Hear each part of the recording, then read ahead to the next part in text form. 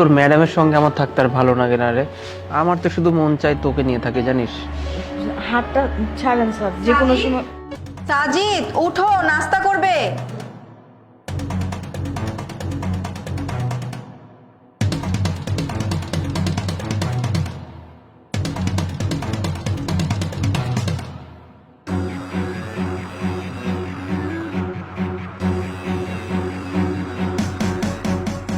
কি হলো, উঠো, বললাম না নাস্তা করবে।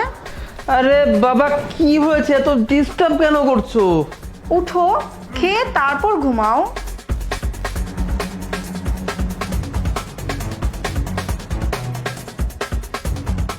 ওয়াও, তুমি আমার জন্য স্যুপ বানিয়ে এনেছো? হ্যাঁ, নিজের হাতে বানিয়েছি, খেয়ে বলো কেমন হয়েছে। ঠিক আছে বাবা, আমি এক্ষুনি খেয়ে রিভিউ দিচ্ছি যে কেমন হয়েছে।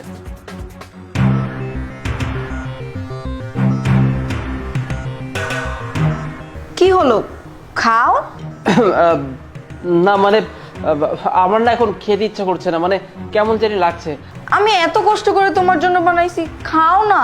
আচ্ছা বাবা, এক কাজ করি, আমি পরে খেয়ে নিব। হ্যাঁ, পরে খেয়ে নিব, সমস্যা নেই। তুমি যেহেতু এত কষ্ট করে রান্না করেছো, আমি রেখে দিচ্ছি, আমি কিছুক্ষণ পরে খেয়ে নিব। হ্যাঁ খেয়ে নিও কিন্তু। ঠিক আছে, তুমি গিয়ে কাজ করো, যাও।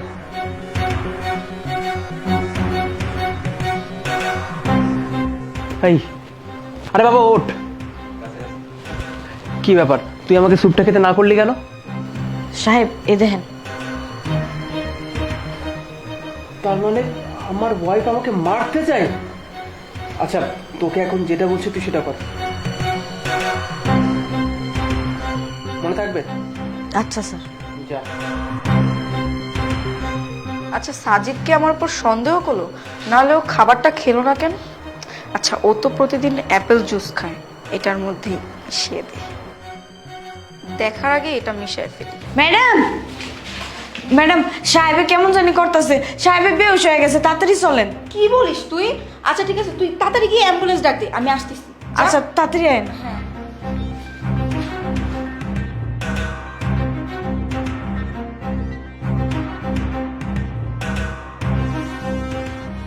ভালোই হলো, আপদ বিদায় হয়েছে। অবশেষে আমার এই বিষ মিশানো খাবারটা খেয়ে তুমি ওপরে চলেই গেলে, আমার আর কষ্ট করে পরিশ্রম করতে হলো না।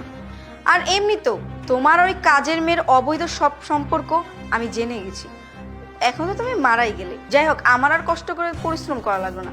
এখন তোমার এই সব সম্পত্তি আমার হবে।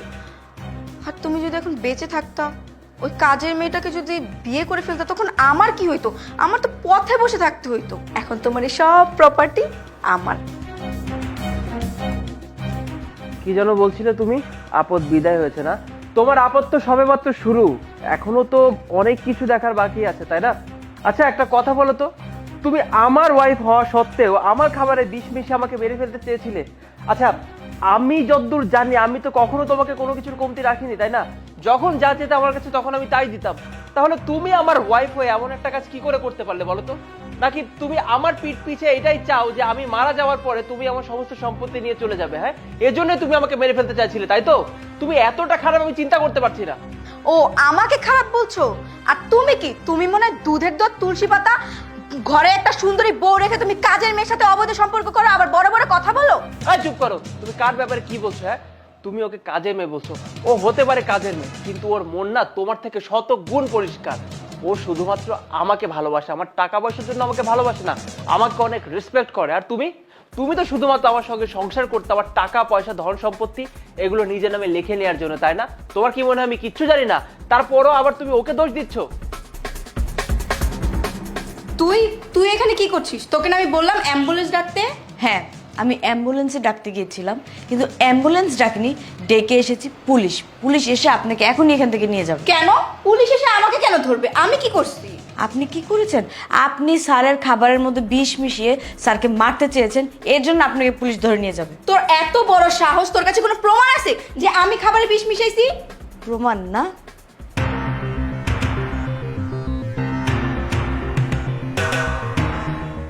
তোমার কি মনে হয় বলো তো, তোমার ওই খাবার আমি খেয়েছিলাম? আরে না বোকামে, যখনই আমি খাবারটা খেতে গিয়েছিলাম তখনই আমাকে ওই কাজের মেয়েটা বাধা দেয়। আর এরপর আমি যখন ওকে জিজ্ঞেস করি যে তুই এই কাজটা কেন করলি, তারপর ও আমাকে তোমার ভিডিওটা দেখায়, বিশ্বাস করে ভিডিওটা দেখার পর আমার মনে হচ্ছিল আমি তোমাকে মেরে ফেলি, কিন্তু আমি আইন কখনো নিজের হাতে তুলে নিব না। তোমার যেটা প্রাপ্য শাস্তি, সেই প্রাপ্য শাস্তি আমি তোমাকে দিয়েই ছাড়বো। পুলিশকে তো ও ফোন দিয়েই দিয়েছে, কিছুক্ষণের মধ্যে পুলিশ চলে আসবে, তারপর তোমার কি অবস্থা হয় সেটা শুধু দেখতে থাকো।